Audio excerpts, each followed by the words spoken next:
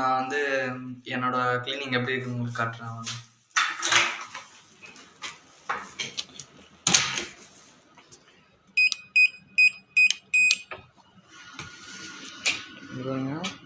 Clean பண்ணி எல்லாம் எடுத்த இடத்துலயே வச்சாச்சு. மாப்லாம் போட்டேன்.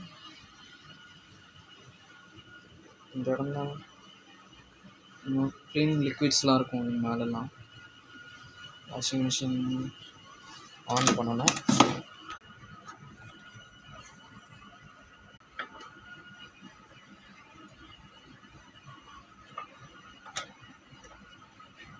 ஆன் ஆயிடுச்சு. ஸோ க்ளீனிங்லாம் முடிஞ்சிருச்சு. பாருங்க எப்படி பண்ணிட்டு க்ளீன் பண்ணலாம்.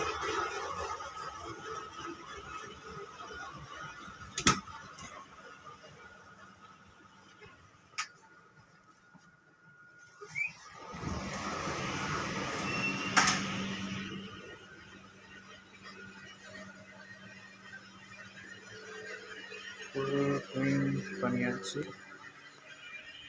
மேலே ஃபுல்லாக இதுதா. தென் ஃப்ரிட்ஜு,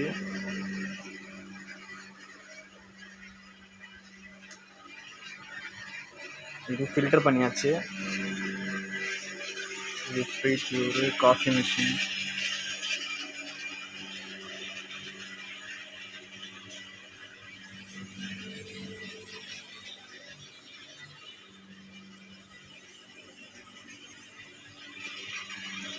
ஸோ அவ்வளோதான். நம்ம வேலை முடிஞ்சுன்னு குப்பை மட்டும் எடுத்து வச்சுருக்கேன். அதை மட்டும் போடணும். குப்பை கவரெல்லாம் மாற்றிட்டேன், புது கவர் எல்லாமே. ஸோ அவ்வளோதாங்க. சிங்க்கும் கட்டிட்டேன், சிங்க்கும் க்ளீன் பண்ணிட்டேன். So all cleaned. என் வேலை முடிஞ்சுது. குப்பையை மட்டும் போடணும். இந்த பாக்ஸ் வந்து இதுக்கு ஒரு இடம் இருக்குது. இந்த வழியாக குப்பை போடுற இடத்தையும் தாண்டி கொஞ்சம் தூரம் போய் போடணும். இப்போ வெளியே போய் பார்த்தோம்னா குப்பை வச்சுருக்கேன், அது போய் போடணும். ஜர்க்கின் போட்டு தான் போகணும், ஏன்னா ஸ்னோவாக இருக்கும். இந்த ஸ்க்ளாத் ரூமில் வந்து என்ன இருக்குன்னா, இந்த ஆயில் பேரல் இருக்கும். இதில் வந்து எண்ணெய், பழைய எண்ணெய்லாம் ஊற்றணும். ஜூம் பண்ணி காட்டுறேன். அந்த லைட் எரியுதுல, அதையும் தாண்டி போகணும். அவ்வளோ தூரம் போகணும். இங்கே ஒருத்தர் வராரு, க்ளீன் பண்ணுறவர்னு நினைக்கிறேன். எனக்கு தெரிஞ்சு ரொம்ப தூரம் போகணும். இங்கே இந்த குப்பையை ஃபஸ்ட் நான் போட்டுட்டு அப்புறம் வந்து உங்களை பார்க்குறேன். டாட்டா. ஸ்கின்லாம் மாட்டிட்டு ஸ்னோவில் போயிட்டு குப்பையெல்லாம் போட்டுட்டு அப்புறம் வந்து பேசுகிறேன். See you.